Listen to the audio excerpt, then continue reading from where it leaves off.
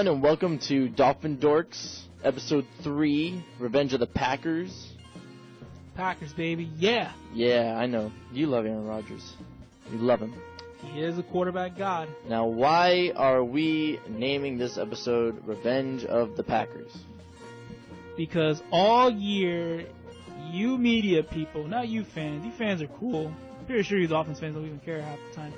But you media people are all like, the Packers are done. Aaron Rodgers is off the hill, over the hill, blah, blah, blah, blah, blah, blah. Man, Aaron Rodgers is the greatest quarterback I've ever seen, and he's proving it with this insane, this playoff run. This whole 8 weeks he's been playing has just been... It's off the charts. We're witnessing greatness, guys. It's unprecedented in NFL history. We're witnessing greatness. We're witnessing a god. Yes.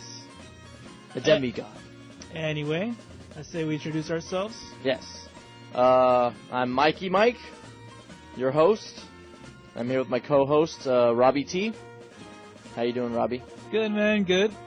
Been swamped with schoolwork, but, I did have like 4 days off of work, even though technically today I had to do something at work. So yeah, I know. I got paid for it. And I waited on you in the car for like an hour and a half longer than you told me originally. I said I'm sorry. Gosh.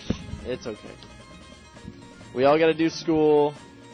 God, I mean, I don't know. I'm not going to get into the whole school thing and how much I think it's a waste of time for everybody.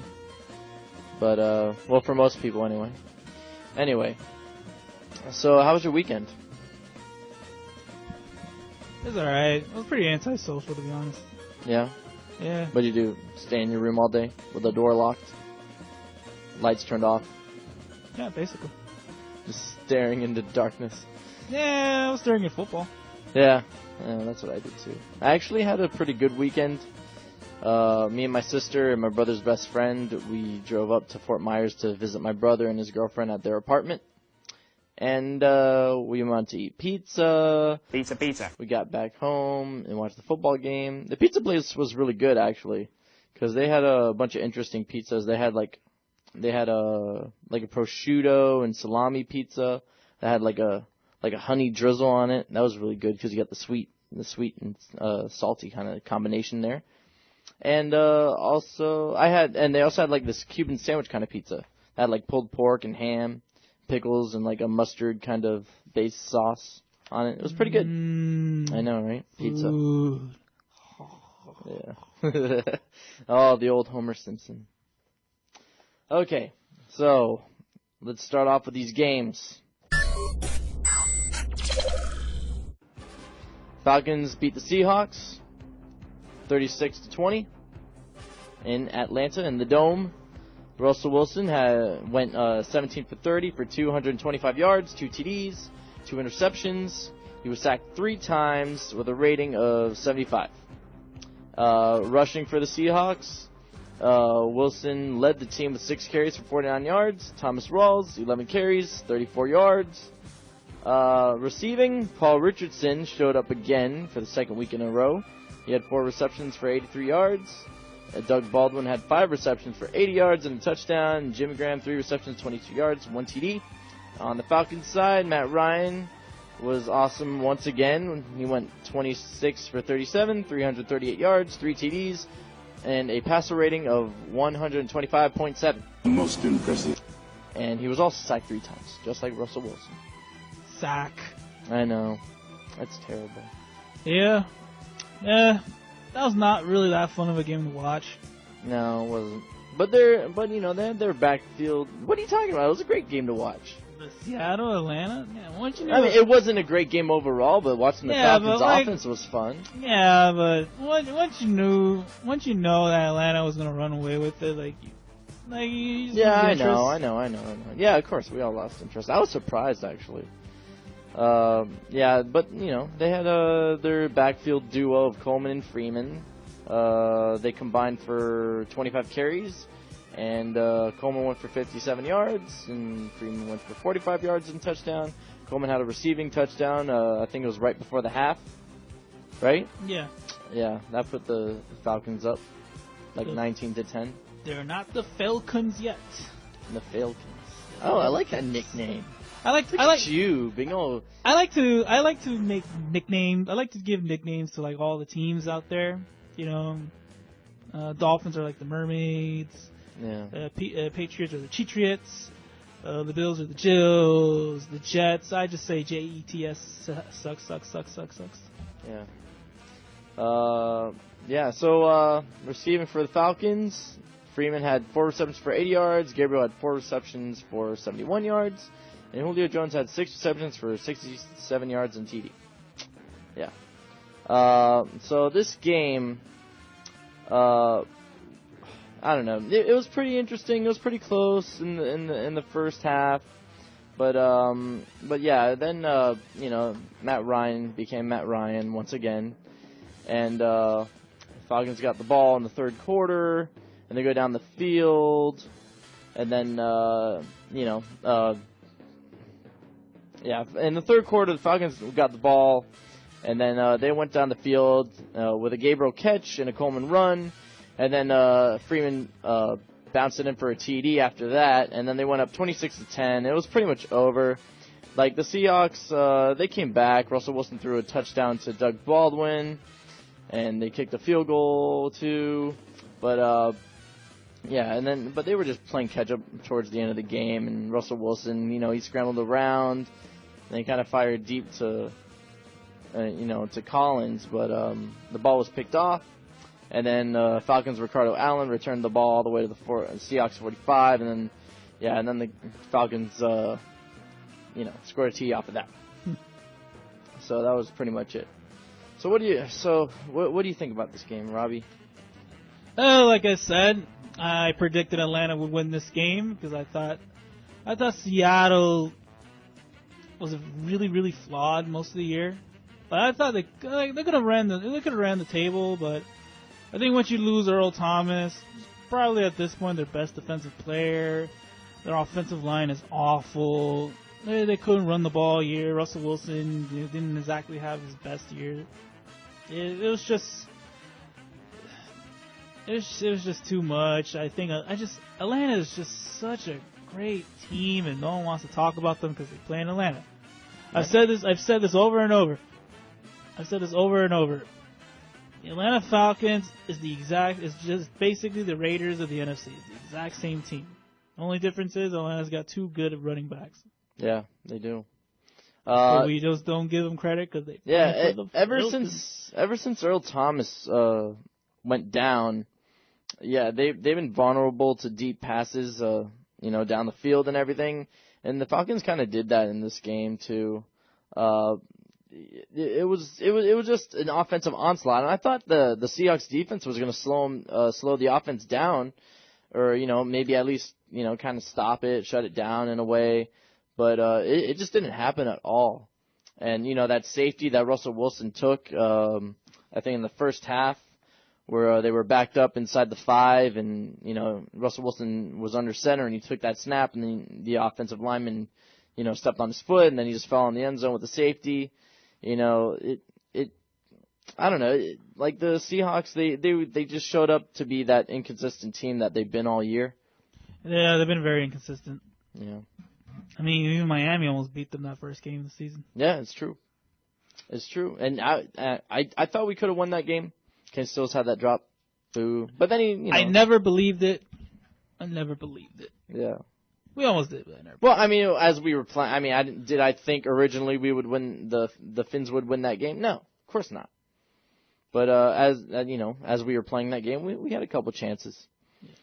So just again, that Atlanta Seattle game just proved why offensive lines are more important than your wide receivers. The deflector shield. Seattle's got one of the crappier offensive lines. They're actually have the smallest payroll, I think. Too. Yeah. Russell wasn't a scramble around for his life. Yeah. And no, it's funny because it's a problem that's been ignored on the Seahawks for like the last 2 or 3 years. They invested so much on the defensive side of the ball. Yeah. Like, you can kind of see it. Their defense is still great, even with some of the Legion of Boom members that have left. Yeah. They have players all over that. Yeah. No, I agree. I mean, they still have players now. Like, there's been a lot of players, not even from the Legion of Boom, that left, like a Malcolm Smith and that other guy, Bruce Irving. Yeah, and they still managed to restock it. It's just the offense, What about Chris Clemens? You don't remember Chris Clemens? Yeah. Like, ever since he left the Seahawks, he's disappeared. I think he went to the Jaguars and then poof. Yeah, he did. Him and the other guy, the defensive tackle, I think read something. Dude, I can't even. That is so funny how I just remember Chris Clemens right now. You remember too much, bro. Yes. It comes and goes. I have a terrible memory for things. Anyway. But sometimes it pops up. Well, look. Seattle's offensive line sucks. Let's give credit to Atlanta. Atlanta had its issues the last few years, but they drafted Jake Matthews. They picked up Alex Mack from Cleveland. And offensive lines matter, people. Just come on. The deflector shield. I don't have to. I shouldn't really need to explain this. What do you think of Paul Richardson? The force is strong. Is he like a new star or something? Because he's been playing I just a little think, out of his mind. I just think Russell Wilson is just so good at throwing the ball. Yeah. And Paul Richardson, he looks so scrawny. Man. I know he does, but maybe he's that quick deep threat. A lot of those Seattle receivers, they look so scrawny, but man, they're so good. Yeah. Because Russell Wilson's so good. That's true. Russell Wilson throws with so great touch and everything. I wish we had Russell Wilson. I know I picked them to win and everything, but my method behind the madness didn't really work out for me. You had him winning it all? No. I just thought they could beat the Falcons. Oh, okay. Since they had a better defense and everything, and the Falcons just have no defense. But the Falcons' defense actually played pretty good. They're playing a lot better now, and Vic Beasley is a pass rushing machine. Yeah. Oh man, what else did I want to get to in this game? And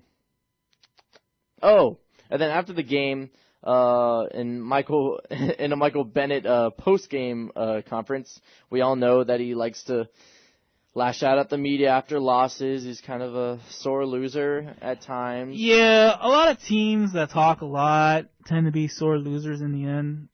The biggest sore loser. Like, it's fun and it's funny sometimes, but it gets a little annoying after a while. Yeah, it's just like, shut up. Yeah, well, so anyway, Michael Bennett, the media was questioning him after the game, and he kind of lashed back out at them and being like, oh, have you ever, he asked the reporter that was interviewing him, have you ever faced any adversity in your life? And the reporter just happened to be a cancer survivor. I didn't know about this. No. It was something I heard on the radio on the way to school. But yeah, I bet that shut him up. That's crazy. Yeah. All right, so moving on to our stinker of the week, another stinker. Let me ask you, is it a Brock Osweiler game? Oh yeah, it's the Brock Bottom game.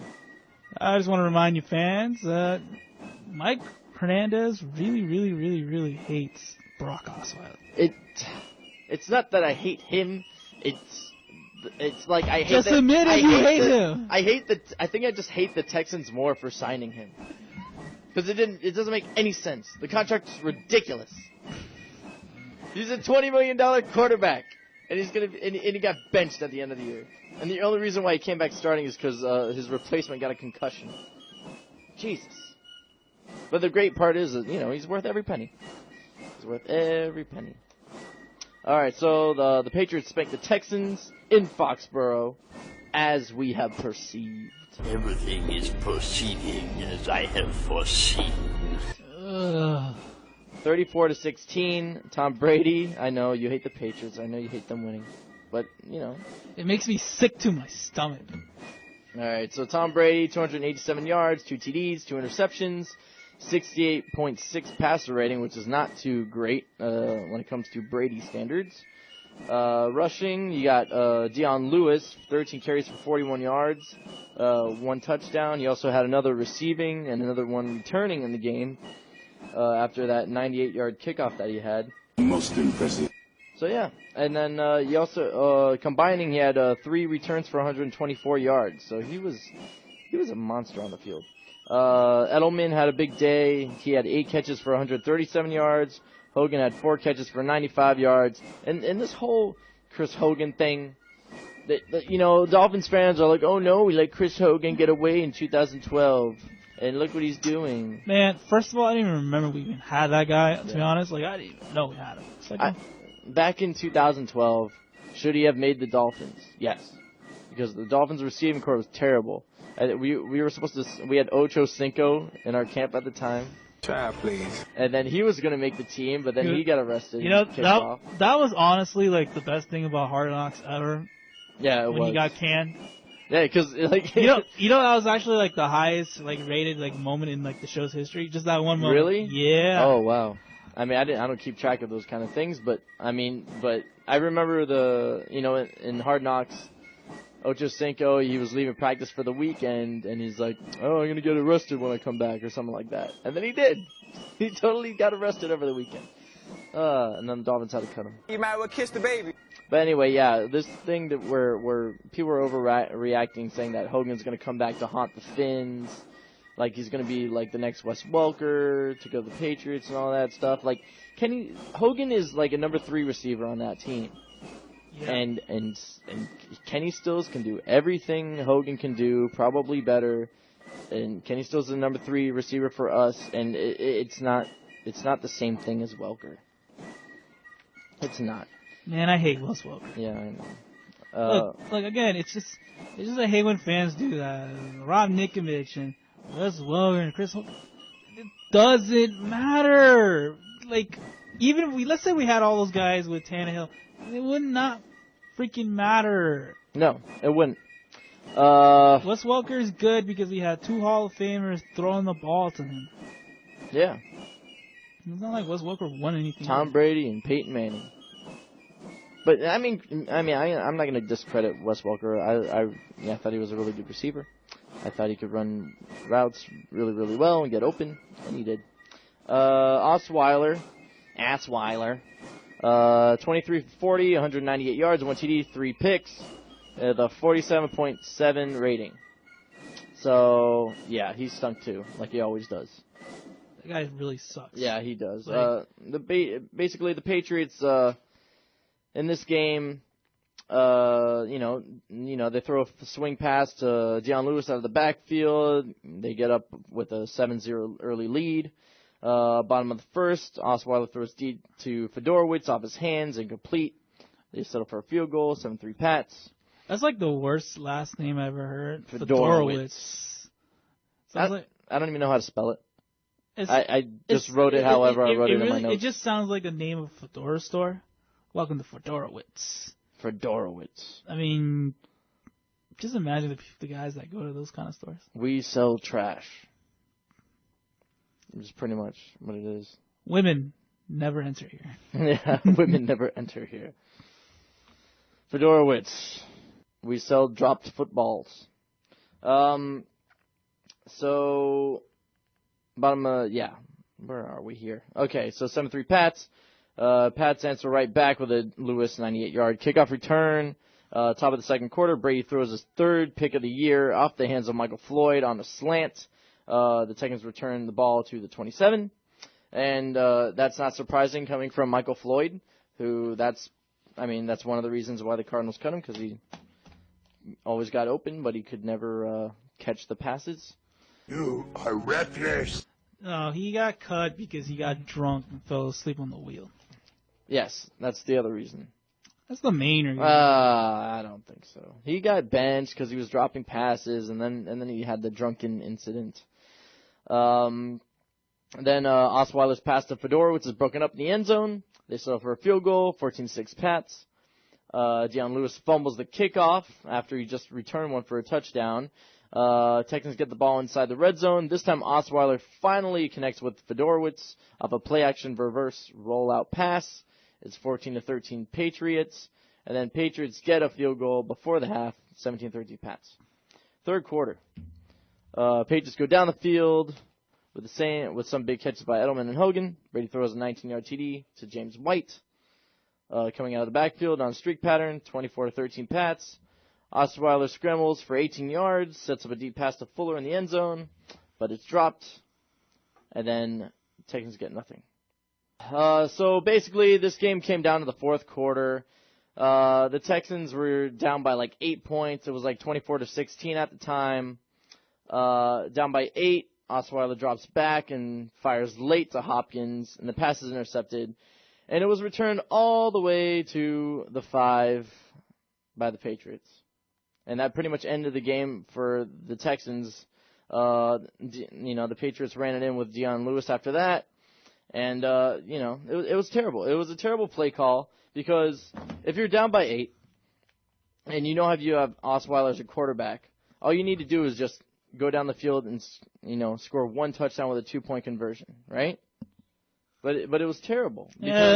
Because it was the perfect time to just do what you do best and run the ball and throw, short, safe passes. There was a lot of questionable things. You had enough time. They had enough time. I still remember when they scored a touchdown early in the game. It's only be down by 1, but, why didn't they just go for a 2-point conversion to tie the game? I would have done that, honestly. I'd rather... I don't know. When it comes to New England, sometimes you got to be a little more aggressive. That conservative style will get you killed. I don't think so. I mean, not in that situation. It was the perfect time to do what you do best and have some safe play calling to get back in the game. I mean, why are you gonna trust this god awful quarterback who's been terrible the whole season and make him throw a deep pass to Hopkins? He threw it late. There was one pass. Hopkins was open, and he threw it late, and that's why it got intercepted. Nah, but Hopkins did drop one really good pass. He dropped that. I don't know. There was one earlier in the game where, he bombed it. I forgot who it was. I don't know if it was to Grimes. You know what? I don't like your tone, Mike. What? Clearly, your hatred for Brock Osweiler has taken over your mind. The dark side clouds everything. No, it's not. How is it taking over my mind? He's still awful. He threw 3 interceptions. Yeah, he's really bad. I'm not going to lie. I thought he'd be a lot better because I thought he looked pretty okay in Denver. I mean, he looked okay, but he didn't look $20 million a year good. Fair enough. It was ridiculous. It was a bad sign. I think Mike terrible. You don't find franchise quarterbacks in free agency. I don't know. Peyton Manning would like a word with you. Yeah. Okay. I think Mike just wishes he had that $20 million. Of course I do. Next game, I wouldn't be doing this if I had $20 million. Honestly, that was an ugly game to watch. Houston has a pretty damn good defense, though. Yes, they do. Even without JJ. Yeah, I mean, the Brady interceptions, they weren't necessarily his fault. I think one of them was. I think one of them he did throw in the tight window. They were both bounce ones, but one of them was just a bad throw by Brady. Yeah, it was the second one. The first one was like Michael Floyd's fault for not catching it. And then the second one, I think he threw it in a window, and then one of the linebackers popped it up in the air and got intercepted. So that was kind of a bad one, but it's Brady. He'd come back from that, and he did. Texans you got to play a perfect game against the Patriots. You kind of have to. You can't be turning over the ball that much. So yeah. Anything else you want to add to this game? Just that. Why does the AFC suck so much? I don't know. Like Brady, we talk about how Brady has won 4 championships. Man, sometimes his degree of difficulty to make it to the Super Bowl is so easy. Those NFCs, have you ever noticed a lot of those NFC teams, they all be good one year and then they're kind of bad the next year? Because the degree of difficulty there is so tough where these teams those teams just get better and they all have better quarterbacks and all that. In the AFC though, it's you got the AFC South, which is a disaster. Yep. Let's just be honest. Even that's what the AFC East, which the Dolphins are finally good, but the Bills and the Jets. Yeah, all three of them are dysfunctional. Yeah, they're all dysfunctional. They're all up and down and everything. Hopefully the Dolphins could, get on the right track. Pittsburgh and Baltimore, they just beat each other up, but Pittsburgh always wins because they have a better quarterback. Mm-hmm. And the AFC West is just so the AFC West now is a lot better.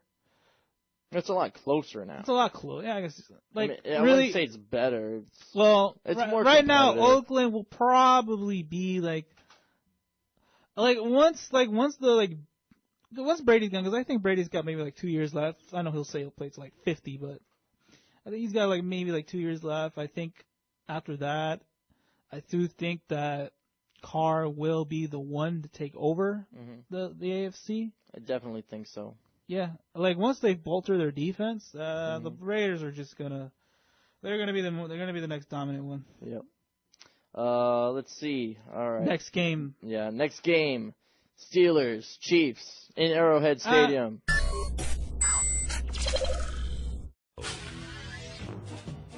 Steelers beat the Chiefs in Arrowhead, come out with a win. Kind of surprising because it's Arrowhead and it's really tough place to play. But these two teams were kind of similar in a way. Not really. Well, both of them have great defenses. Kansas City's got a way better defense. Yeah, better quarterback. Steelers have the better quarterback and the triplets, and So Steelers beat the Chiefs 18-16.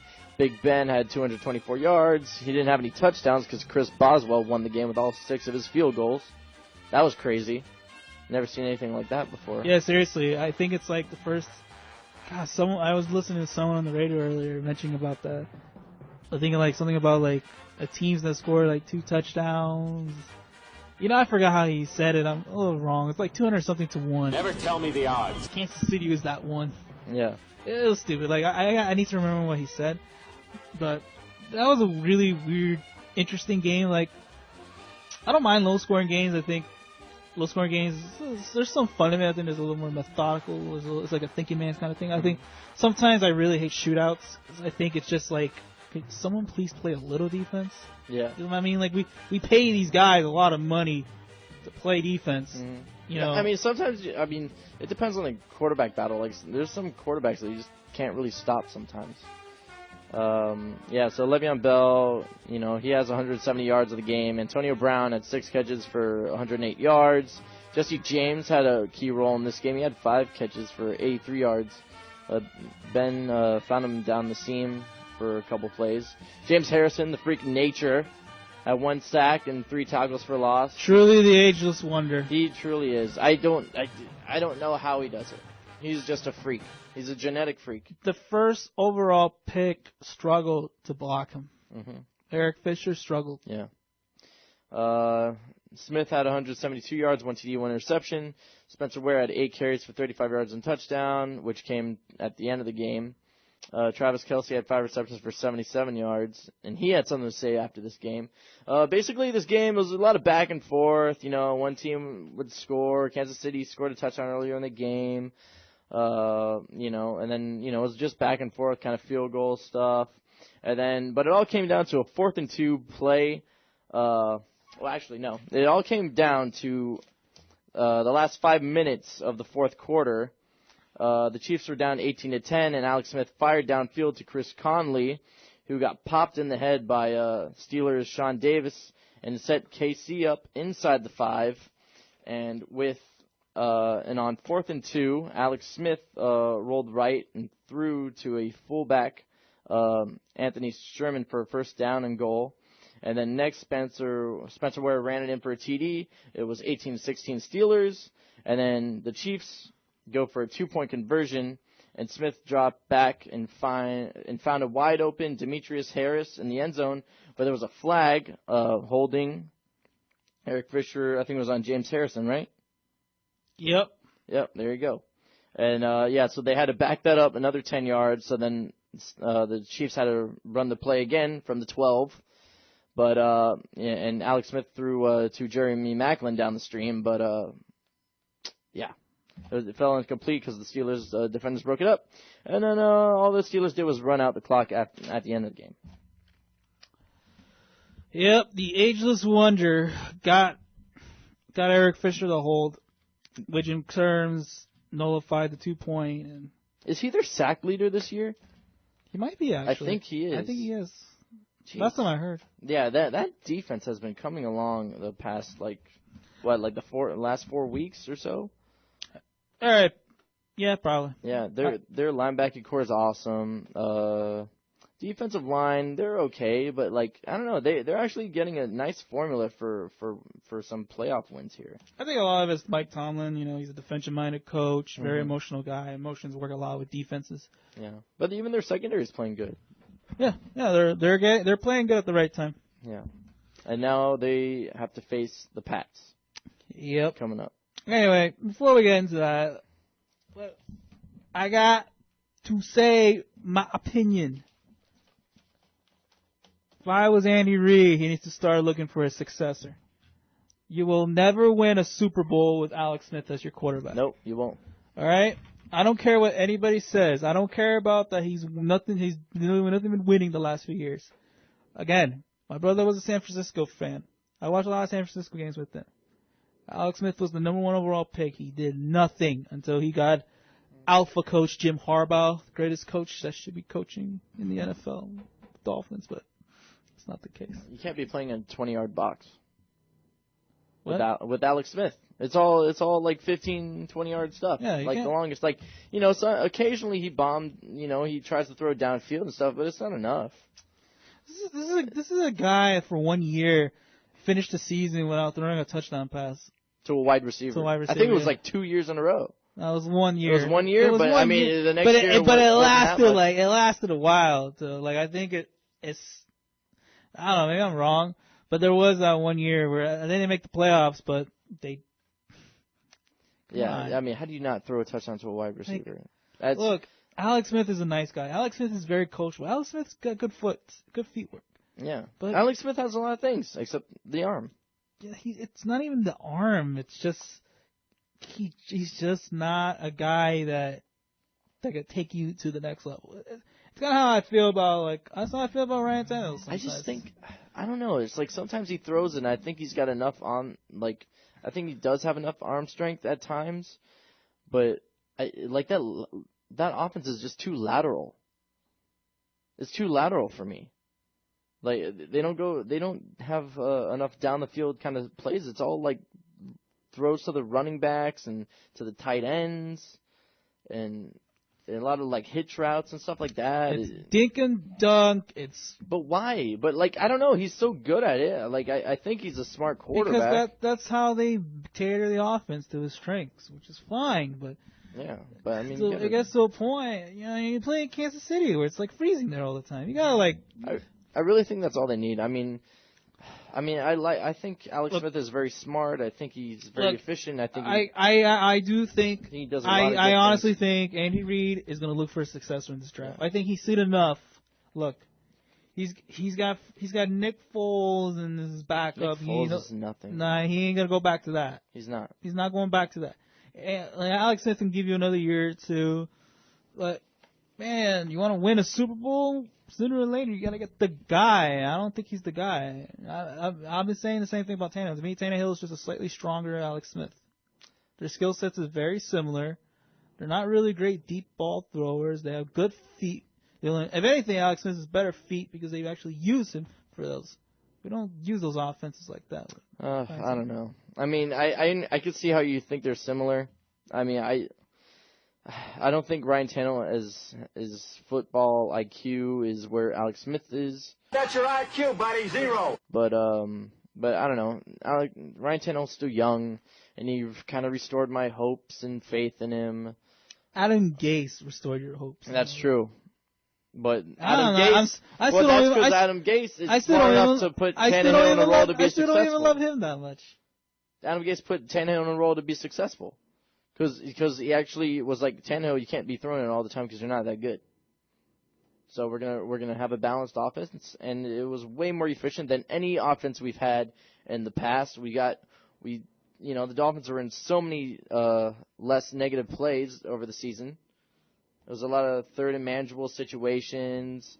Our offensive rankings weren't great, but we still had a good, the play calling was better than it's ever been. And thank God we have someone who knows how to call plays.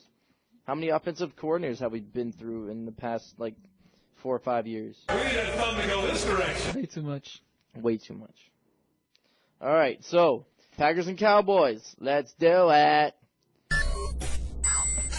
All right, Packers beat the Cowboys in Dallas. How about them Cowboys? How about them losers? How about them Cowgirl? Packers, baby. Oh man, you hate the Cowboys. Come on. So Again, it's fun to hate on the Raiders. It's fun to hate on the Cowboys. Yeah. It is. Let's just be honest. All right. Go on. The Packers beat the Cowboys in Dallas, 34-31. Rodgers 356 yards, 2 TDs, 1 interception, 96.7 rating. Rushing, Ty Montgomery, 11 carries, 47 yards, 2 TDs. Jared Cook, 6 receptions, 104 yards, 1 TD. Devontae Adams, 5 catches, 76 yards. Randall Cobb, 7 catches, 62 yards. Dak Prescott, he had 302 yards, 3 TDs, and 1 interception, a rating of 103.2. Zeke Elliott had 22 carries for 125 yards. Des Bryant, 9 receptions, 132 yards, 2 TDs. Terrence Williams, 4 receptions, 68 yards. The Packers, by the end of the second half, they were up 21-13. In the second half, I think it was in the fourth quarter, the Cowboys actually started getting to Rodgers and had a couple stops, which allowed them to catch up and tie the score 28-28 after they went on an 80-yard drive, and a pass interference call set the Cowboys up inside the red zone, and Dak hits Bryant for a 7-yard touchdown. Ugh. Yeah, I know. But, dude, man, Des Bryant looked the best he's ever been. It looks like he finally developed that rapport with Dak Prescott that we've been waiting for all year, but... Man, if I was the Cowboys, I still trade him and get some defense players. What, you trade Des Bryant? Yeah, I would trade Des Bryant and get some defensive players. Des Bryant is a whiny little B-word. I don't think so. I think he's very passionate, and I think it comes off as misconstrued. He's just another diva wide receiver. They're all divas. AJ Green's no diva. Yeah. He's better than Des Bryant. I don't know. So basically, in the last 3 minutes of this game, it was crazy. The last 3 minutes of this game, we saw both teams go down the field and kick 50-plus yard field goals. What the hell's going on out here? Packers went down the field in 3 minutes. They kicked the field goal. That went to 31-28. And then all of a sudden, the Cowboys get the ball back. They go down the field and tie it up 31-31. And then, but Rodgers, with 35 seconds left, worked his little miracles like he always does. And after getting sacked with the ball at the 33 on a 3rd and 20 with 12 seconds left, Rodgers rolls left and fires a 36-yard dart to Jared Cook on the sidelines. And that set up the Crosby 51-yard field goal for the win. It was crazy. I've never seen anything like it. He rolls out left, which he's a right-handed quarterback. It was amazing. He's throwing across his body by rolling left, and he somehow squeezes it in 36 yards down the field to Jared Cook. And I can see Rob's face right now just turning red because he is just full of emotion. You can't even believe it himself. And Rodgers believes it. You know what I mean? When some quarterbacks, they make an amazing throw, they're like, "Oh my God, I can't even believe I made that throw." You know what I mean? Rodgers, he just does like this blank stare, like he's Jesus Christ or something. I wish I had Aaron Rodgers' eyes. He's got some nice looking eyes. I know, but he just does this blank stare. He doesn't he shows emotion like after the game and on the sidelines and stuff. He's got that California cool. He is. He's just super relaxed. Yeah. It's crazy. No, that was one of the most clutch passing catches ever. I personally don't think the pass itself was all that. I think but Jared Cook just catching it, getting those toes right there. And remember, it was ruled incomplete, but the other referee overruled it. I know, because that's the thing. It's like you make that play, and you can't even believe it. I remember it was under 2 minutes, so let's say he did caught that and everything. Thank God for that referee, or else it would have been in overtime. But man, Aaron Rodgers he's the best I've ever seen. He's the best. I'm not saying this. It has nothing to do with me being a Packer fan. It has nothing to do with the Packers made me money years ago. Or as a matter of the Packers are going to make me money this year. Mm-hmm. I just love watching him play, bro. He's just on that list of quarterbacks. I just love watching. His whole game is just. He's just something. He's just out of his world. and he's really playing. I was like, what he's doing is just impossible, bro. Not even Brady ever did anything like this. No, Brady was because just, Brady's never had that mobility.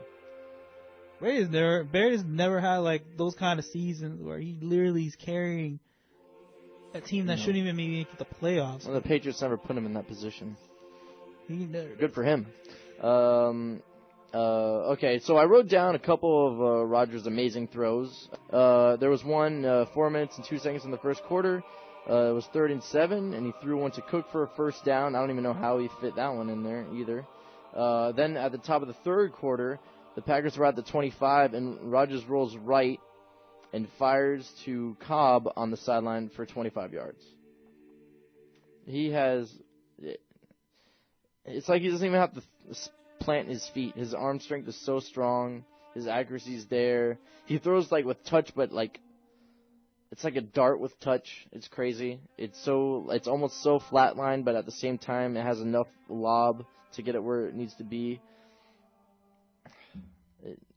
I've never seen anything like this. This guy has so much talent, and I know his accomplishments are not as big as Brady's, but again, he plays in the NFC. It's hard. Yeah. But, when it comes to just pure talent, I've never seen anything like this guy before. Revenge of the Packers, bro. Again, all year, they're all like, oh, they're done. Oh, Aaron Rodgers over the hill.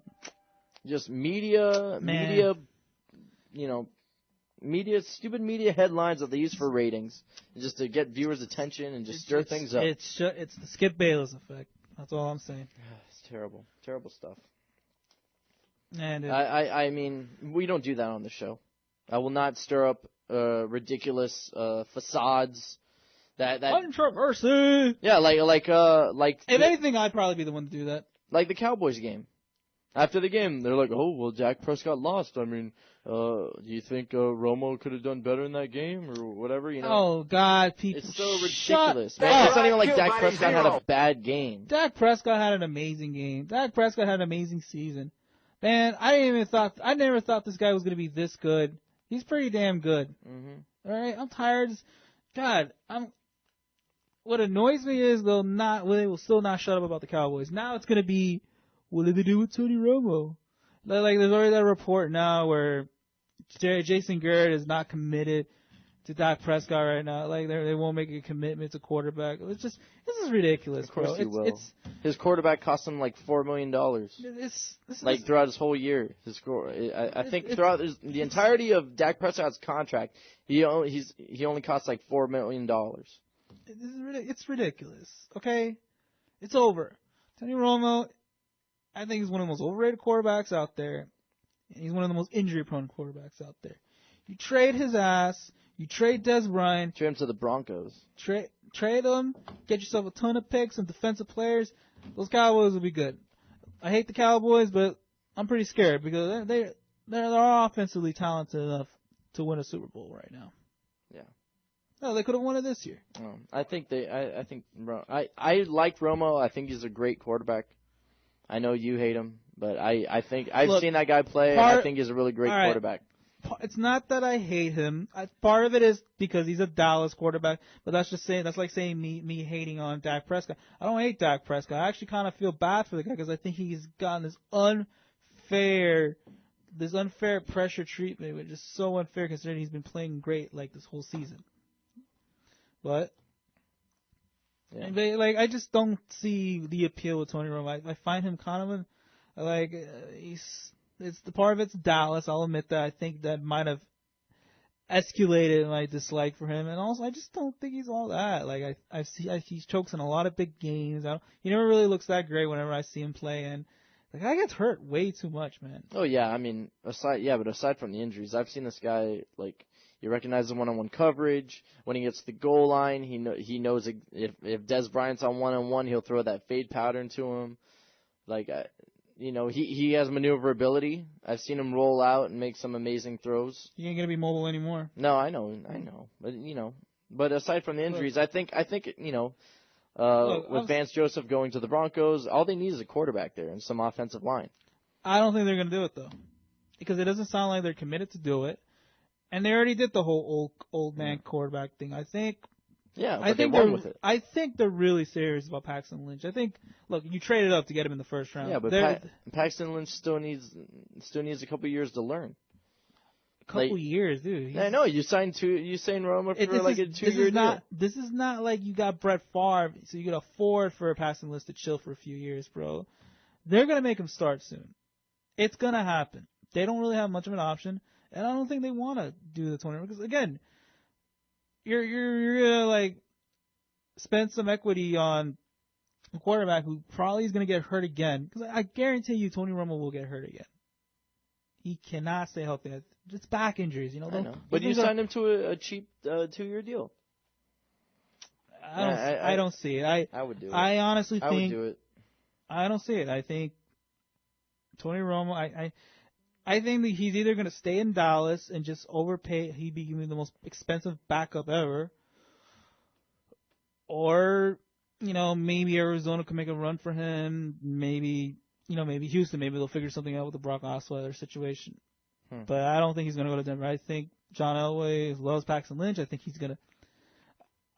that's going to be their guy. I think they want a dude to start sooner or later. There was a report out there saying that if Roma did have the choice, that the Broncos would be his first destination. Everybody wants to go to the Broncos. Yeah. That's the best organization. The problem is that Elway. Then there were other reports saying that Elway might be interested in him, but I don't think he's going to trade for him. I mean, if he does trade for him, it's not going to be anything high, because Elway won't put his franchise in that position. Yeah. But look, I trust John Elway. I think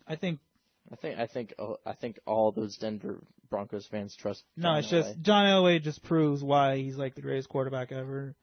Yeah. And he's a great GM, by the way. Yeah. Too bad Dan Marino couldn't do that for us. I don't think Dan Marino would have been that great. Well, I know he should. I know he was hired as like president of football operations or whatever back in the day. Yeah, I know the story. I just don't think Marino is that type of guy to be a GM of a football team. I think someone like Marino. Well, he's not going to be that way now. No, I'm not saying now, but I'm just saying like even beforehand. I just don't think that's his DNA. I think he's just a dude that loves playing the game and loves talking about the game. I don't think he's someone that wants to like coach the game or operate a team. And I think someone like him is meant to be on TV. You know. Yeah. I understand why CBS had to get rid of him because of the little controversy, but. The love child. But the next Dan Marino. Maybe. I think it's a daughter, though. But, look, Daniela Marino. Sure, why not? Nah, but, like Elway's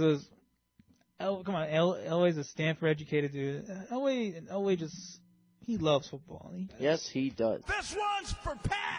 Elway's the greatest. Elway is like Elway, Rodgers, Marino's up there, but the lack of rings the lack of rings and Marino's kind of like off-putting personality. Look, I'm not talking crap about Marino, but I'm just being truthful. There's been a lot of stuff about him. Like, I've heard a lot of fans that he's not really the nicest person to meet. I think we all know that. Yeah. And then, the love child thing. That's why he doesn't sign autographs ever. Yeah. Unless it's for like a public event or something. Yeah, he's amazing quarterback, but not the greatest person. No. I'm just being like truthful. No, I'll agree with that. He puts on the face when he needs to. Yeah. Which is fine. I don't have a problem with you putting it on the face, but like, all right. Let's not put him on the pedestal. All right, let's move on. Anyway, so I think we talked enough about playoffs and stuff. I say we go into the next big news. It's been a pretty interesting week in terms of certain things that are happening. Mainly the new coaching hires and of course the San Diego moving to Los Angeles. But we'll start with coaching hires then. All right, let's do it. Hit me with it. There were six open positions. Now it's only down to one. San Francisco is the only team, as of this recording, has not hired anybody. But that's because nobody wants it. It is the least glamorous job right now. It really is. It really is. It's a pretty hard sell right now. You don't have a quarterback. Like, Colin Kaepernick is gone. I think he's not going to stay there. I don't even think Colin Kaepernick is even going to get another job. If he does, he'll probably just be like some sort of backup or something. It should be a 1-year deal with a second-year option. Yeah, something like that. Maybe like with the Jets or something. I could see him going there. I know he wanted to get a trade over there. But remember at one point Denver wanted Kaepernick at one point? Oh my God! I hope that's not true. No, there was. Oh yeah, it was before the season started. Yeah, that's what I'm saying. Yeah, that was the point that was trying to happen. Oh my God. Well. I'm sorry. So yeah, just terrible. He's a terrible. 49ers job is the only one that has not, as of this recording, because we record, that there has not been an official hire. But I read a report that they're leaning towards offering Kyle Shanahan the job as soon as their playoff run is over. But until that actually happens, we're not going to go into detail about that. But we'll start with the main coaching hire. Congratulations to Vance Joseph, the official head coach of the Denver Broncos. Yes. You know, I guess he was actually a good coach because all these Dolphin fans hated on him. When was the last time a Dolphins coordinator got a head coaching job? I can't even think. I have no idea. I have not even during the Shula era. I can't think of anybody. Right? And the crickets. Chirp. So yeah, Vance Joseph is officially the head coach of the Denver Broncos, which is just congrats to him because that's definitely out of all these jobs, that is number one job without a doubt. Best organization. John Elway's your GM, elite defenses, amazing culture.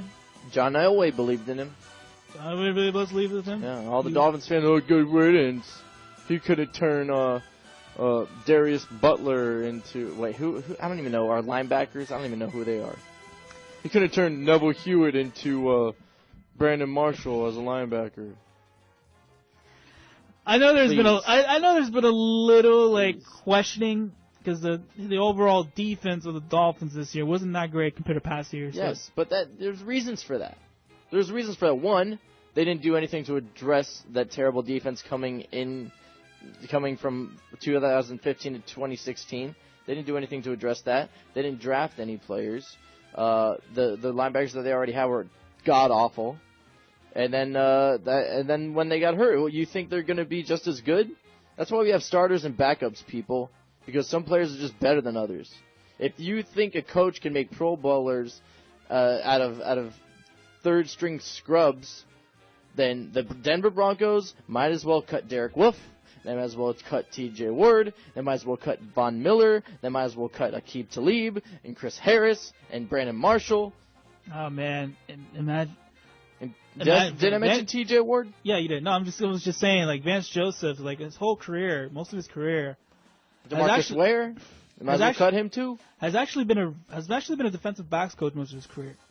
Before the hire, he was obviously the defensive coordinator for the Dolphins, of course.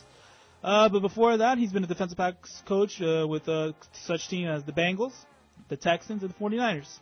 He is part of that Texan staff that was Gary Kubiak, which probably helped a lot. And he also did play for Denver for a bit when he got drafted there, undrafted. So he's really familiar with John Elway. John Elway was really familiar with him. So it is. A lot of it is just someone they knew for a long time, someone he really trusts. This is quite an amazing. This is really quite an amazing, interesting coaching hire. Considering you could have gone to Kyle Shanahan to help develop Paxton Lynch. Mm-hmm.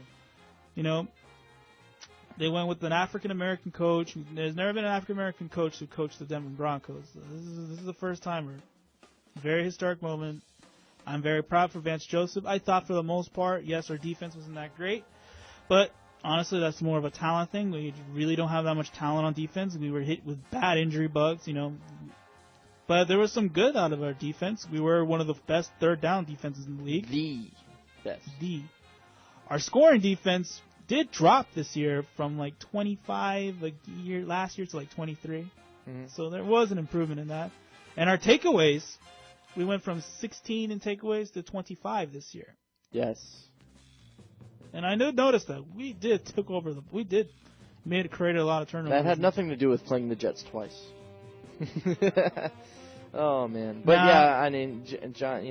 John Elway also has a relationship with Adam Gase, who was back there with the Broncos a couple years ago. Adam Gase also said that he was scared that he would lose Vance Joseph the moment he hired him on his coaching staff. Interesting. Yeah, that's how much Vance Joseph meant to Adam Gase. And also, when Adam Gase hired Joseph for the Dolphins, that he said that he liked him because whenever he played against him, he always seemed to be thinking defensively what Adam Gase was thinking offensively. That's really It's kind of, yeah. So that's just how good he is. There is a slight... And I hope he does well, and I hope a lot of Dolphins fans live to regret. There is a slight controversy with him, though. There has been some recent reports of he did have some sexual allegations during his time as a coach for Colorado, where he originally played football. Apparently, the organization, everybody that I've interviewed him knows about this past. This is something he's never been acquitted. He's never been never had jail time for this. That's all I'm going to really say. I don't want to get too deep in those kind of discussions. How long ago was this? A long time ago. Again, when he was coaching in the University of Colorado. Oh, wow. Yeah. All right, moving on. Next coaching hire. Before I go into that. Wade Phillips leaves the Broncos to go. I was going to get into that when I get to there. But I just wanted to say, before I continue, I want to put will he be good? My answer is, he's coaching in the best organization. He's got He's got a young quarterback, and he still has an amazing defense, and he's got John Lewis as GM. Very high chances. He does play in probably the hardest division, though, because I do think the Raiders are going to take over that division for a while. But I think out of all the coaching hires, he's probably going to be the most successful one, just on the organization he plays for. Yes, I could agree. Next up, Doug Marrone. He was the interim coach of the Jacksonville Jaguars, elevated to head coach. Which I'm not really surprised. I always kind of knew that he was going to get a head coaching job again. His previous jobs include being the Buffalo Bills head coach for 2 years, compiling a 15-17 record. Pretty average for the most part, but his second year he did have a 9-7 year, which was Buffalo's best year in 10 years. And he quit on him. Yes, when they were making the owner changes for the people that own the Sabres to buy the Bills, he had an opt-out clause in his contract in case of that happening, which he rightfully so accepted it. Usually a lot of coaches would never do such a thing, but for whatever reason, he had his reasons to make that move. He's also been the head coach of the University of Syracuse, or the Syracuse University, I don't know how you say it, with a 25-25 record in total, including a bowl win. He was the one that coached Ryan Nabis, who is currently the backup for Eli Manning. He's also been the head offensive coordinator for the Saints from 2006 to 2008, and numerous other random coaching jobs, mostly tight end, O-line coaching jobs, kind of stuff. I don't particularly care. It's the Jacksonville Jaguars. It's hard for me to care. I really don't like the Jaguars that much.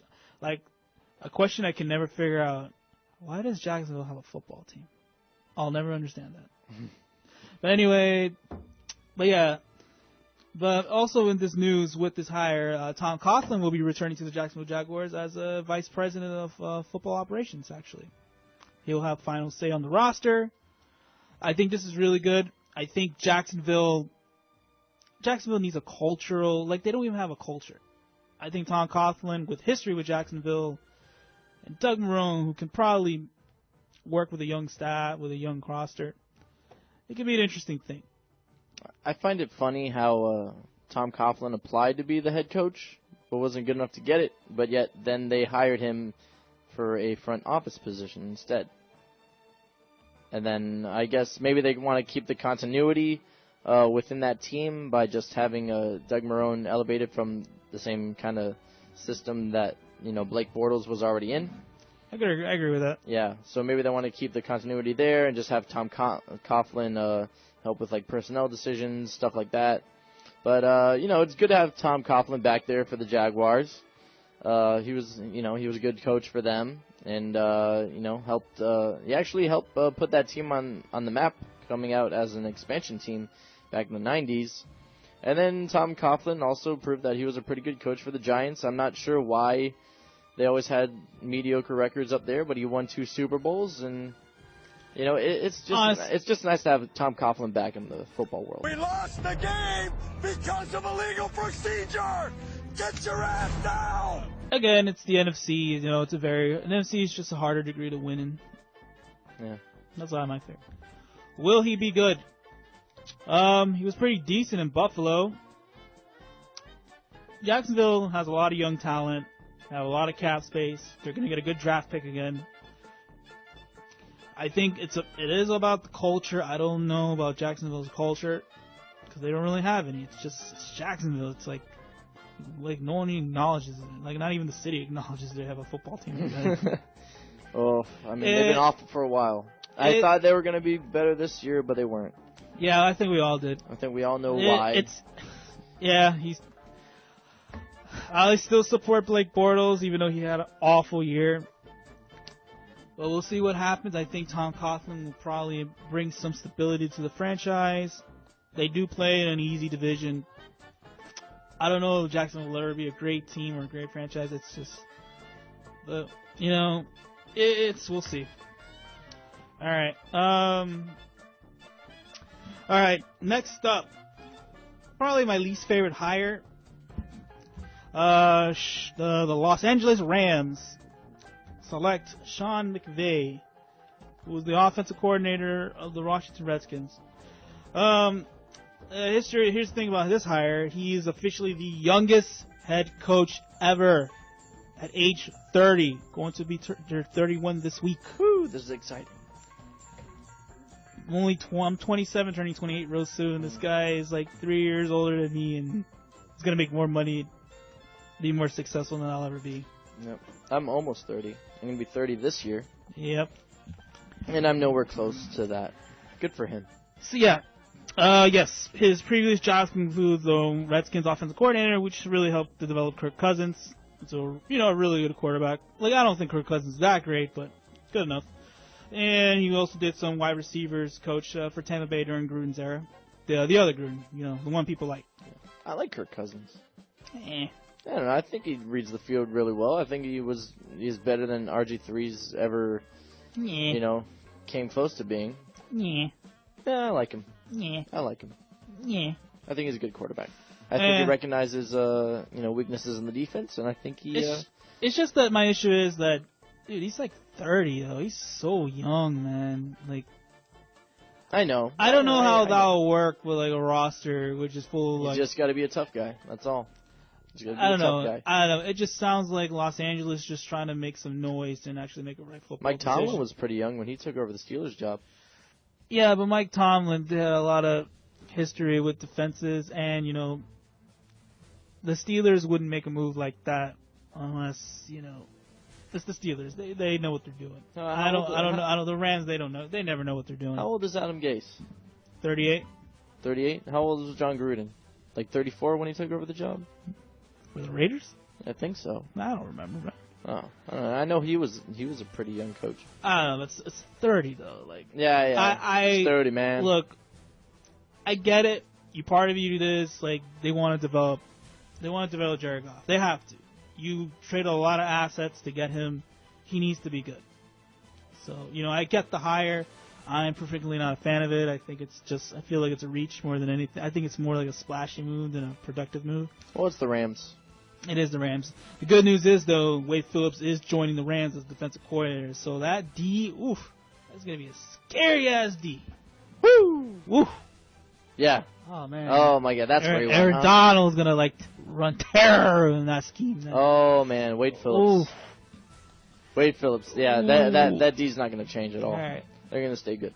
Will he be good? He's way too young in my opinion. He's joining a really poorly run organization. I do think he might have the skills to develop Jared Goff because they got to get Jared Goff good. They got to get this offense good. This offense was just awful this year. Like, really bad. Kirk Cousins loves him. You like that? You like that? Yeah, Kirk Cousins does love him. So, I think the good thing is, with Arizona dipping, San Francisco super rebuilding, and Seattle teetering, that division is a little more up for grabs than I think people would think. But, again, it's the Rams, so, it's a matter of can they get Jared Goff to be what they think he will be. I don't know. I didn't like this draft to begin with. I didn't really care for Jared Goff. I thought they made the right choice trading up to get him. You know, if you felt like we just needed a quarterback. But, you know, Jeff Fisher is so offensively not gifted. Yeah. No, he's not. No. No. Jared, He's always had good defenses, but he's never... Jeff Fisher lives off his name value, and in that Super Bowl he didn't even win. Yeah. Second chances after second chances. And didn't he get that 2-year extension this past year, and they got fired right after it? Yeah. Jesus. Yeah, I know. And he was just one game to lose to break the all-time losing record for a head coach. All right, so... I'm going to be a little more quicker with this because we're on an unfortunate time limit right here. Bad decision after bad decision. Yeah. All right, this is a very important one for us because we play against these guys twice a year. Sean McDermott will be the official coach of the Buffalo Bills, famously known for his work with the Carolina Panthers as their defensive coordinator, which helped develop a lot of great players in the defensive side. With guys like Luke Kuechly, Star Latitier, how do you pronounce his name? Thomas Davis. Thomas Davis has always been around. And, of course, Josh Norman, which under him made Josh Norman a star overnight. He's actually been coached. Before that, he did a lot of defensive positions for the Eagles most of those years during the Andy Reid era. 42 years old, 18 years of coaching experience. I guess, you know, Buffalo does have a lot of great defensive talent. So maybe hiring him was a smart move in terms of getting their defense. That's what they thought about the last defensive coordinator they hired. Well, Rex Ryan is a disaster. Let's go to eat a damn snack. I know, and so is his brother. His brother, who do you think's worse at defense, Rex Ryan or Rob Ryan? Rob Ryan. Yeah, me too. I know part of it is just they didn't have any much talent, but man, those defenses were historically bad during New Orleans. Man, you know what the hell happened to New Orleans, bro? Like that's a franchise that really deteriorated like hell. Mm-hmm. Well, defensive wise, yeah. Offensively, they're still the same. They're still good. I think Sean Payton just needs to find a defensive coordinator and just draft some defense. That's it. They also got hit. They also got hit with some bad salary cap issues. Yeah. Will Sean McDermott be good? I think defensively, that team is going to be really annoying defensively. So that's going to be annoying to play against, and they always play good against Tannehill. The biggest issue is though that one, it's still Buffalo. It's not really a well-run team. I don't really love the GM, Doug Whaley. I think he's made a lot of questionable draft picks over the years. I'm sorry. You drafted E.J. Manuel in the first round, and I think you should get fired for that. Yeah. I'm sorry. Yeah, Doug Whaley, there a couple weeks ago, there were, in a press conference where the media reporters were actually asking him what exactly his job is. Because he's saying that he's not responsible for picking the players, but at the same time... You're a GM, though. Yeah, exactly. Or, he's not... he says he's not making certain decisions and all that stuff, and they're trying to figure out what the front office structure is over there, because if he's saying he's either lying, which he probably is doing, but you know what I mean? Like, he doesn't have a great rapport with the media, because the media... You know what I mean? Like, we're all smart enough to know... when we're being BS'd by bureaucratic figures in the football world or any kind of this just smells dysfunctionality yet again. It's the Buffalo Bills, the Buffalo Jills. It's dysfunctional. It's poorly run. They can't find their quarterback. They don't want to commit to Tyrod Taylor, even though he plays well for them, but they still have faith in E.J. Manuel for some reason.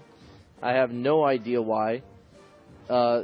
E.J. Manuel's been terrible. I mean, he got beat out by a fourth-string quarterback, Tyrod Taylor. I'm going to tell you right now, his coach, Jimbo Fisher of Florida State, a national championship-winning coach, he warned teams, don't draft them early.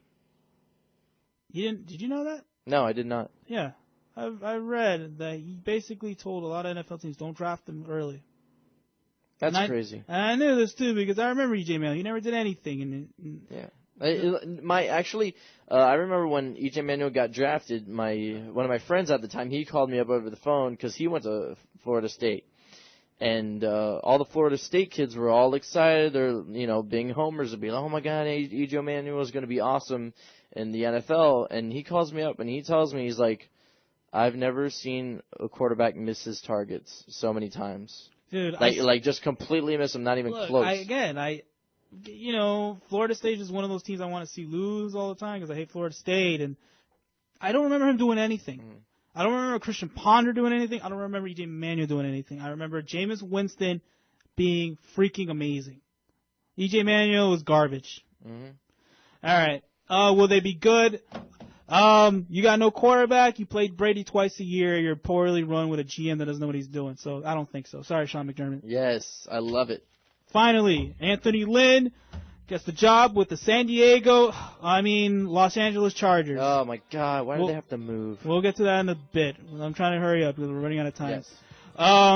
He was the Bills' running back coach, offensive coordinator, and interim head coach literally in one season. He's also been running backs coaches for teams just like the Jets, the Browns, the Cowboys, the Jags, etc., etc., etc. I don't know how this is going to work. I think Anthony Lynn is going to be joining a team that's going to go through a lot. I think the rebuilding process is going to start soon in the now Los Angeles Chargers. I think that window was closed a long time ago. I think they still have a lot of flaws. I think they have offensive line issues. I think defensively they're still not that great. Phillip Rivers can only play for so long. I would not be surprised. Do not be surprised. What a waste of a career. Yeah. It reminds me of, how Zach Thomas and Jason Taylor and all those great players, their career was wasted. It's a poorly run franchise. It's terrible. It's poorly run, and unfortunately, look, all right, before I go into They're so close to being good, too. They're so close. Will Anthony Lynn be good?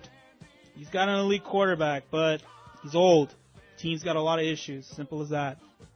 That team is going to be a not that good team for the next few years. Sorry to admit that.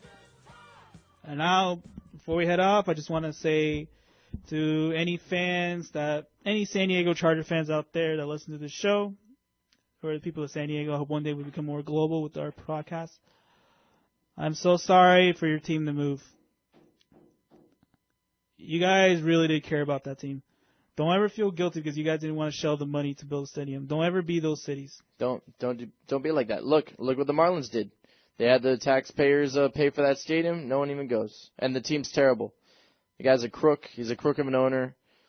Dean Spanos is a piece of crap. Yeah, he's cheap too. He doesn't want to rebuild his own stadium. He has the money for it.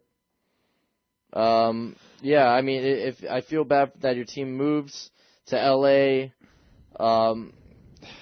I really hope your uniforms don't change. I love those uniforms. I love the powder blues. I love seeing Phillip Rivers become a superhero on the field every time he wears one. To be honest, I don't even think it's gonna work. There's no Charger fans in Los Angeles. That's a myth. Yeah, it is a myth. Look. Anybody could say anything about. I know you guys are probably saying, what about the Raiders? And they might move. I hope they move to Las Vegas. Look, I'm going to tell you this right now. The Chargers is San Diego. When you think of the Chargers, you do think of San Diego. The Raiders is the one NFL team where you don't think of the city. You just think of the team itself. The Raiders has a huge fan base in LA and everywhere in the West Coast, including a fan base in Las Vegas. I've seen it. I've talked to people in Las Vegas. They want it. They want them here. They want them there. And I hope they move over there because they have the worst stadium of them all. And again, they might as well just be called the West Coast Raiders because you don't think of the black hole for a reason. Yeah, come on. Al Davis would move that team anywhere they gave him a brand new stadium. But San Diego, that's a city I've always wanted to visit because I think it looks like a great city. It is. I've been there. It's nice. They have a nice little bay. They got sea lions. Got some Mexican restaurants. It's a nice place. I'm sorry, San Diego. You guys deserve better than that. Congrats, LA. Enjoy your other team that you know you guys are not going to watch. Yeah. All right. Well, you stay classy, San Diego. You hang tough. I'm going to be rooting for you guys. I don't know if you guys are going to stick with your team. I know you guys threw your jerseys at the current stadium on the floor there. The movers won't help them move. No. All right. Well, that does it for our show. Hope you guys enjoyed it. We apologize for it being a shorter than usual show. We had a little technical difficulties throughout the day, and we promise you next episode. We promise more playoff topics, and finally Dolphins off-season moves. Yes, Dolphins off-season moves coming on our next episode. Thank you guys for listening, and we will see you next week.